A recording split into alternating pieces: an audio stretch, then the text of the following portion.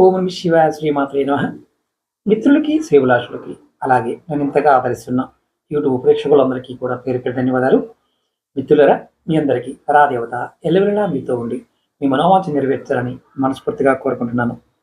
మీ అందరికీ వినాయక చవితి శుభాకాంక్షలు.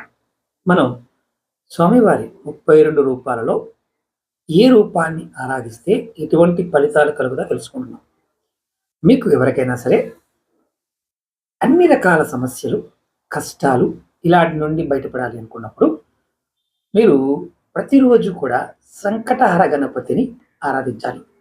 సంకటహర గణపతి ఈ మంత్రం మీరు అనుకోవచ్చు. ఓం సంకటహర గణపతియే నమః.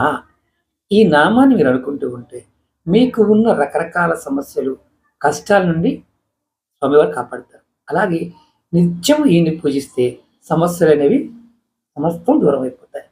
మీకు ఈ వీడియో నచ్చినట్లయితే లైక్ చేయండి, ఛానల్ని సబ్స్క్రైబ్ చేసుకోండి, పక్కనే ఉన్న గంట సింబల్ని యాక్టివేట్ చేసుకొని ఈ వీడియోని 10 మంది మిత్రులకి షేర్ చేయండి. ఎవరికైనా జాతకాన్ని పరిశీలింప చేసుకోవాలి, మీకున్న సమస్యలకి పరిష్కారాలు తెలుసుకోవాలనుకుంటే వీడియో డిస్క్రిప్షన్లో నెంబర్ ఇచ్చాను, ఆ నెంబర్ కాంటాక్ట్ చేసి అపాయింట్మెంట్ తీసుకోవచ్చు. 9440593655 ఈ నెంబర్ కాంటాక్ట్ చేసి కూడా మీరు అపాయింట్మెంట్ తీసుకోవచ్చు. మన Facebook page, WhatsApp group link, అలాగే మన ఈకమర్ వెబ్సైట్ లింక్ కూడా వీడియో డిస్క్రిప్షన్లో ఇచ్చాను. మీకు కావాల్సిన తాంత్రిక వస్తువులు, పూజా వస్తువులు దాంట్లో కొనుక్కోవచ్చు. ఓం నమః శివాయ శ్రీమాత్రే నమః.